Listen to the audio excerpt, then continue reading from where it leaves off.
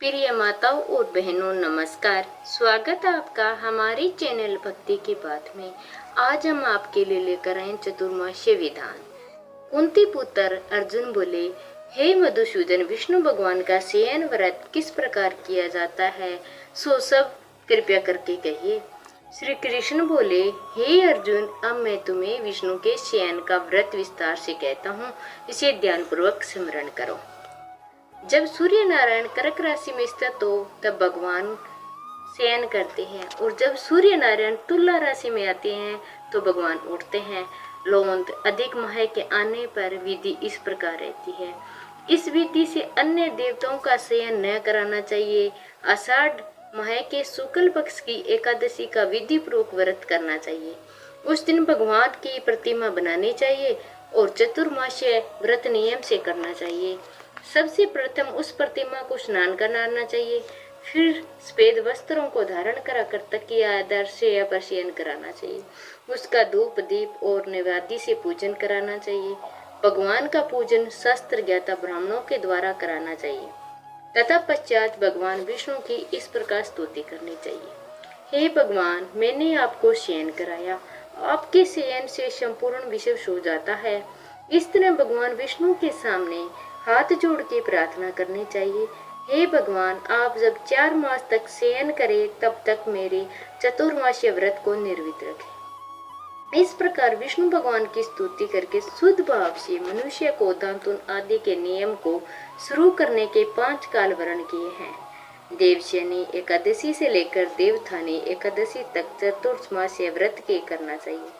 द्वादशी, पूर्णमासी और कार्तिक मास के शुक्ल पक्ष की द्वादशी को समाप्त करना देना चाहिए। इस व्रत से समस्त पाप नष्ट हो जाते हैं, और जो मनुष्य इस व्रत को प्रतिव्रत करता है वे सूर्य के समान देदीप्यमान विमान पर बैठकर विष्णु लोक को जाते हैं।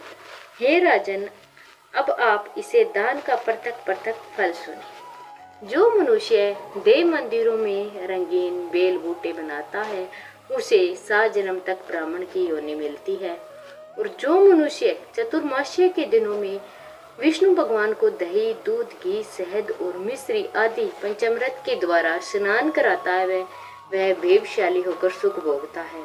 और जो मनुष्य श्रद्धा पूर्वक भूमि, स्वर्ण, दक्षिणा आदि ब्राह्मणों को स्वरूप देता है वह स्वर्ग में जाकर इंद्र के समान सुख भोगता है।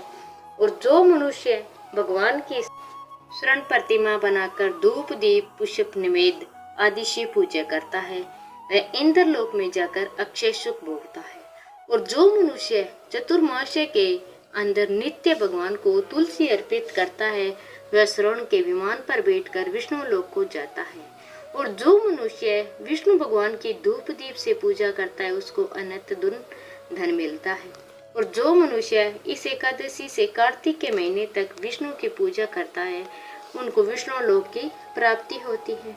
इस चतुर्मास्य व्रत में जो मनुष्य संध्या के समय देवताओं तथा ब्राह्मणों को दीप दान करते हैं तथा ब्राह्मणों को सोने के पात्र में वस्त्र दान देते हैं वे विष्णु लोक को जाते हैं।